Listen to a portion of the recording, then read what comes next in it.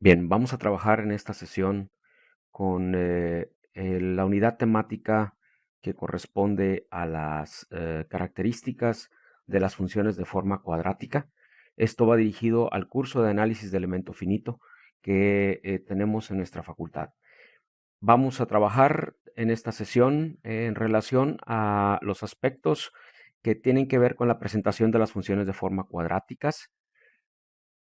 2. La definición de la matriz de rigidez del elemento finito y la definición de los vectores de carga. Esto con la finalidad de poder concretar esta parte teórica y entrar entonces a la parte que corresponde a la actividad fundamental. Bien, vamos a dar inicio entonces a la descripción en esta sesión acerca de estas funciones en donde hasta ahora el campo de desplazamiento desconocido ha sido interpolado por funciones de forma lineal dentro de cada elemento. Más sin embargo, en algunos problemas el uso de una interpolación cuadrática nos lleva a mejores resultados o estos mucho más exactos. De esta manera, entonces, el grado de la interpolación tiene que ver directamente con este nivel de convergencia.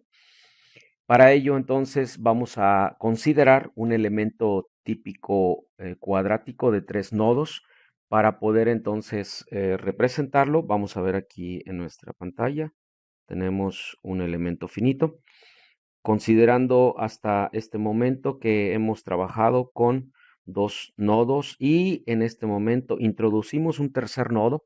Este tercer nodo tiene la finalidad de poder trabajar en el sentido de la función en una aproximación mayor, y tenemos entonces que cualquier punto dentro de ese elemento finito, cualquier punto, cualquier coordenada en X, se va a poder calcular a través de un mapeo. El mapeo tiene que ver con la representación ahora de este mismo elemento finito unidimensional, trabajando con los mismos 3 nodos, pero ahora el mapeo se va a realizar en términos de una condición de un nuevo origen. El nuevo origen va a ser ahora el centroide del elemento, es decir, aquí vamos a tener xi para x igual a 0, y en el extremo lateral derecho vamos a considerar xi igual a más 1, es decir, la longitud total del elemento finito se cubre con este nuevo sistema coordenado que va desde -1 hasta 1 y considerando los mismos nodos, los 3 nodos. Es decir, se ha introducido un nuevo sistema coordenado que nos va a permitir resolver ahora el problema, teniendo en consideración que para acá este elemento finito o unidimensional tenemos que la coordenada, o se utiliza, mejor dicho, una notación, la notación de x de y, en donde esa notación tiene la consideración que es la coordenada en x del nodo y, donde y es igual a 1, 2 y 3. Es decir, tenemos 3 coordenadas para los nodos. Y también vamos a considerar en este momento que se tiene un vector de desplazamientos Q. Ese vector de desplazamientos Q es ahora representado por Q1, Q2 y Q3. En ese sentido, este vector de desplazamientos, voy a copiar aquí brevemente. Vamos a tomar una copia de esta condición, la vamos a poner aquí como tal y vamos a entonces a representar aquí mis condiciones de desplazamientos Q1, Q2 y Q3. Esto es para efectos del campo de desplazamiento que se ha mencionado hace un momento, teniendo ahora de esta manera el mapeo. El mapeo se hace en base de un nuevo sistema coordenado que tiene que ver con xi, es decir, xi de la variable independiente x, que es igual a 2 sobre x2 menos x1 y que multiplica a x menos x1. Perdón, x3. Vamos ahora a referirnos a este nuevo sistema coordenado en donde el concepto, y por inspección, mejor dicho, por inspección, este nuevo sistema coordenado, vamos a emplear ahora el cambio de esta variable, de la variable independiente, lo vamos a considerar como x2, es decir, vamos a tomar este por x2 y la sustituimos, esta variable en x, y vamos a obtener ahora un nuevo, cuál es el valor que toma xi cuando x, nuestra variable independiente, esto es igual a 2 por x2 menos x3 sobre x2 menos x1, teniendo en consideración que x2 menos x1 es igual a la longitud del elemento finito. De tal manera que la relación que hay ahora con x2 menos x3 es precisamente la diferencia que hay entre, este es x2 y x3, y esta parte del segmento equivale o corresponde a un medio de la longitud del elemento finito.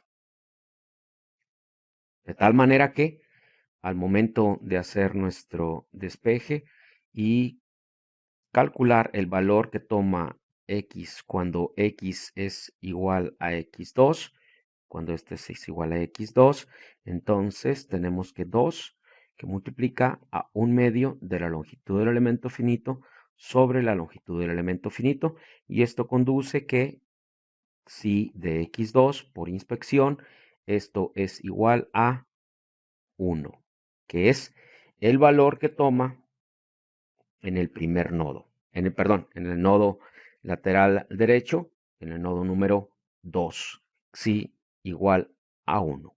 Bien, por inspección entonces hemos corroborado que la ecuación que representa ahora nuestro sistema coordenado es justamente la ecuación de xi de x es igual a 2 por x menos x3 sobre x2 menos x1. Y esta es la ecuación 3.86. Bien, continuando entonces. La idea es ahora tener un conjunto de ecuaciones que nos representen la interpolación, es decir, cuál es el valor que toma cualquiera de cualquiera de las coordenadas en x, cuál sería el valor que tome con respecto a los desplazamientos Q1, Q2 y Q3.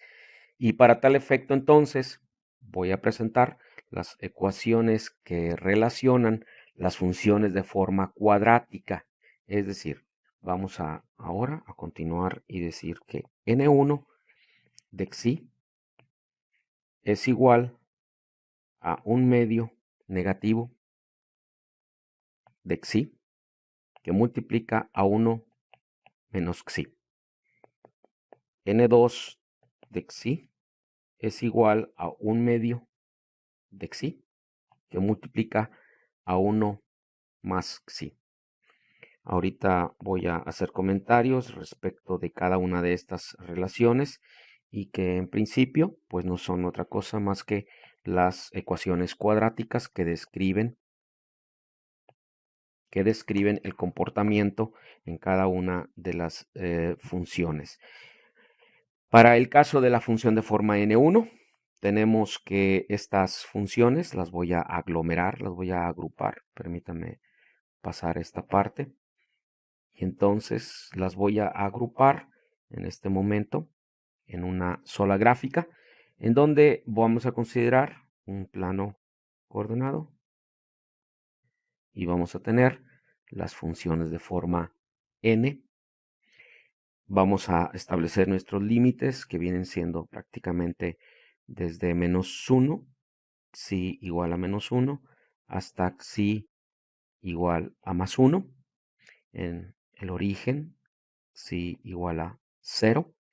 Y vamos a considerar cada uno de las alturas como el máximo permitido, o en este caso vamos a orientarnos a el valor unitario, al valor unitario en el cual vamos a graficar nuestras propias funciones, y aquí va a tener también una altura igual a 1. Para el caso de la función de forma n1, la voy a dibujar en color azul, y esta función de n1 se representa gráficamente como el pase de la curva por la altura de 1 cuando psi es igual a -1, es decir, desde este punto hasta este otro punto, pasando por el origen igual a 0. Y si proyectáramos esta curva, esto haría que se representara la parábola. Vean ustedes cómo aquí la hemos acotado, y esta es nuestra función de forma n1. La función de forma n2, voy a tomar otro color por ahí, y es justamente ahora el pase por la curva en donde tengo de 0 hasta 1. Ah, caray, creo que ya me pasé un poquito. Vamos a regresarnos. No pasa nada. Aquí así. Y entonces tengo, esta es la proyección y esta es la proyección. Esta es nuestra curva N2. Y por último, la proyección de la curva de N3. Esta proyección de la curva N3 la vamos a hacer por último con otro marcador. Por ahí vamos a considerar otro color simplemente para podernos concentrar.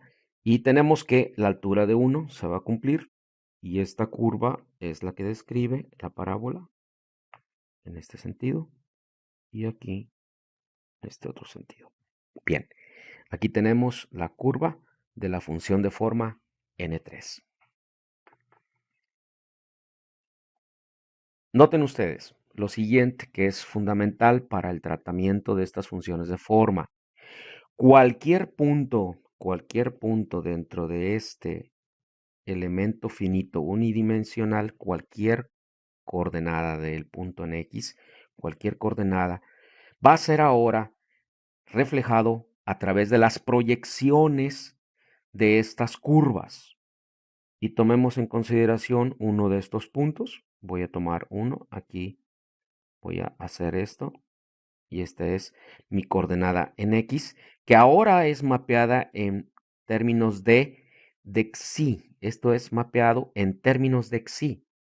Y ahora entonces vamos a considerar que la altura de las proyecciones, voy a tomar otro color para poder proyectarlo. Vamos a tomar un color magenta, y este lo vamos a proyectar ahora bien aquí. Esta es la altura y las proyecciones. Primero, la curva que hace notar, aquí estamos, esta es la altura de la función de forma n1, este pequeño segmento.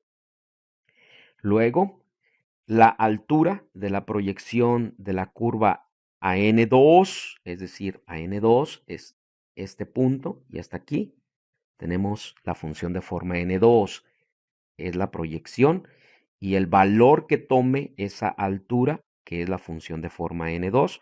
Y por último, vean ustedes, aquí tengo la proyección a n3. Esta es la proyección a la función de forma n3, dando como resultado que la sumatoria de todas las funciones de forma son igual a 1.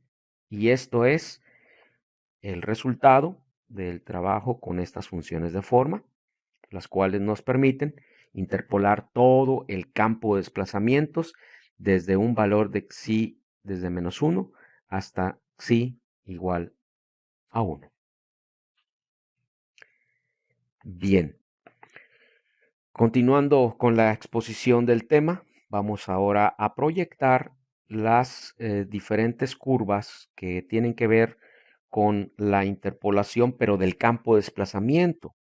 Es decir, nosotros vamos a emplear un sistema tal que permita, déjeme ver, me salió muy, aquí tenemos el desplazamiento U, que es el campo de desplazamiento realmente que estoy buscando. Por aquí tengo, sí, tengo el nodo número 1, aquí el nodo número 3 y aquí el nodo número 2. Tenemos entonces que hemos logrado considerar, este es el desplazamiento Q1, Q2 y tengo aquí Q3. El desplazamiento desconocido ahora es esta curva, U desconocido, es ahora interpolado, es calculado ahora sus valores a través de la ecuación de U de X igual a N1 por Q1 más N2 por Q2 más N3 por Q3. En forma matricial, U es igual a la matriz de funciones de forma n, en negritas, por nuestro vector de desplazamientos Q. Esta relación es la 3.89. Y considerando entonces esta forma cuadrática, nos va a permitir entonces desarrollar el campo de interpolaciones. ¿Ok? Vamos a pasar ahora a un aspecto fundamental de los desplazamientos y de las condiciones de la deformación unitaria. Bueno, interpretando lo siguiente, en donde aquí, por último, déjenme concluir, donde quiero concluir que donde n, que son funciones de forma, y estas funciones de forma es una matriz que es igual a una matriz de una fila de n1, n2 y n3. Es una matriz de una fila, 3 columnas. Consideramos también, hace un momento, aquí les recuerdo, tenemos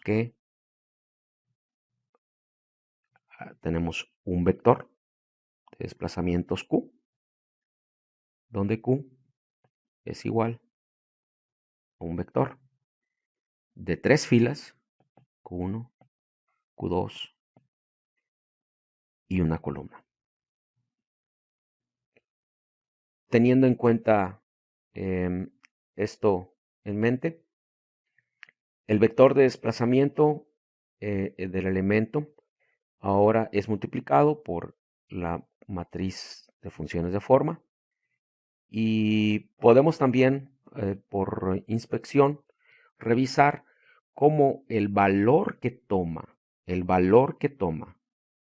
en el nodo número 1, tenemos que el valor que tiene al momento de generar este producto, voy a cambiar de color, al realizar este producto, por inspección hacemos notar que la función de forma N1, aquí en azul,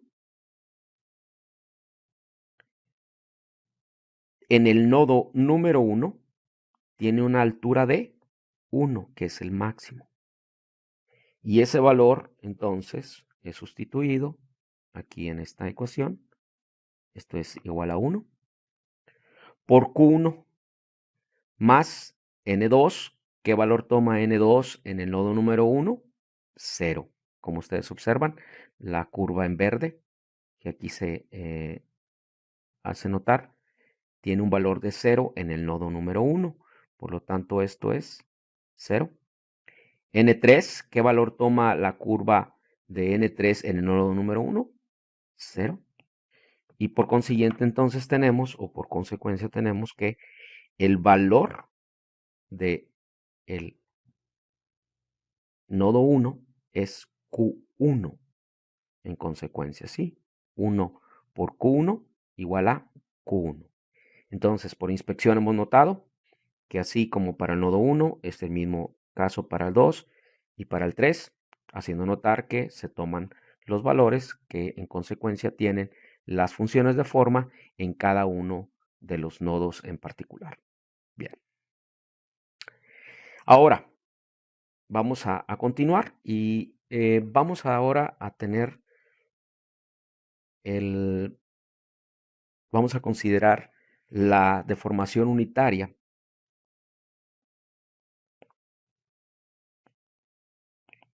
¿Sí?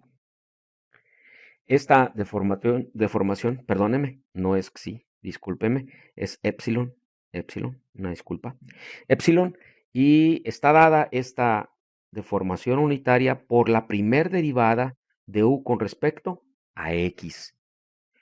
Por la relación o la regla de la cadena, podemos escribir entonces también que esta relación de epsilon es igual a la primer derivada de u con respecto a xi, que multiplica a la derivada de xi con respecto a x.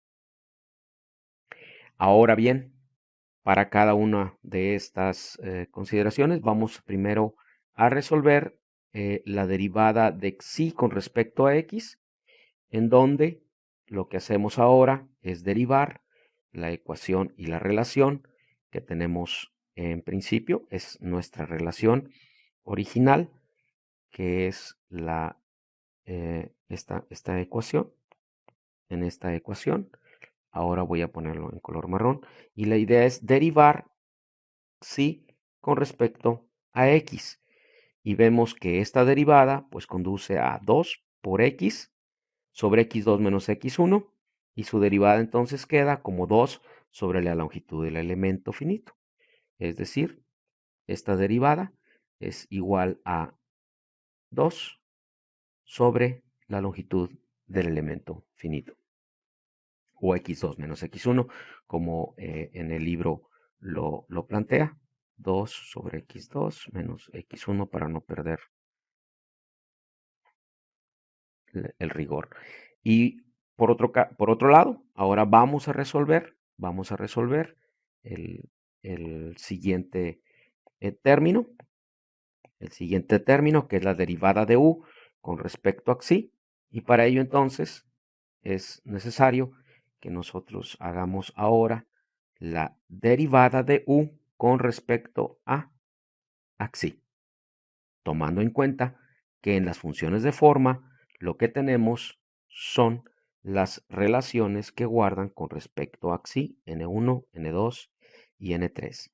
Es decir, la intención ahora es derivar cada una de estas funciones, cada una de las funciones de forma, la derivada de la función de forma n1 con respecto a xi, la derivada de la función de forma n2 con respecto a xi, y la derivada de la función de forma n3 con respecto a xi. Bien, esto se lo dejamos al estudiante para que pueda trabajar con estas definiciones. Yo lo que voy a hacer ahora es plantear ahora que nuestra ecuación de la representación de la deformación unitaria epsilon es igual a 2 sobre x2 menos x1, o sustituirla por nuestra longitud del elemento, que sería exactamente lo mismo, por la derivada de n1 con respecto a xi, la derivada de la función de forma n2 con respecto a xi, y la derivada de la función de forma n3 con respecto a xi. Dicho esto, y multiplicado por el vector q, no lo olvidemos porque es n por q lo que tenemos aquí en el caso específico y que lo volvemos a repetir. ¿Está bien? Bien. Las derivadas de cada una de estas funciones de forma, epsilon es igual a 2 sobre x2 menos x1. Y al derivar la función de forma n1, aquí notamos que la primera derivada pues va a ser igual a menos, que es este signo negativo, del cuadrado. Aquí resulta una función cuadrática, que es xi cuadrada, por lo tanto es, recordando el regla de la derivación, donde x a la n es igual a n por, perdón, igual x a la n menos 1 sobre n menos 1. Y entonces, recordando esta regla, podemos considerar esta primera derivada que resulta en menos 1 menos 2 xi sobre 2. La derivada de la función de forma n2 a 1 más 2 veces xi sobre 2. Y por último, la derivada de la función de forma n3 a menos 2 xi, que multiplica a q. Bien, con esto hemos desarrollado el producto de las dos derivadas que hace un momento planteamos, y con ello también podemos hacer una representación donde ahora la, la deformación unitaria toma la forma de B por Q, donde B está dada por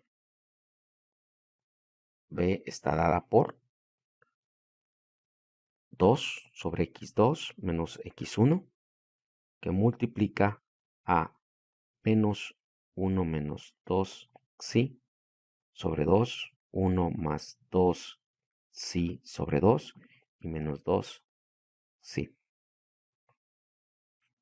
Esta es la ecuación que representa a la matriz, es llamada matriz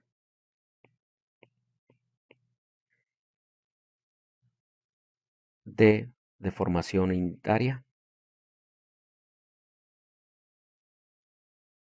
Esta es nuestra matriz de deformación unitaria de desplazamiento.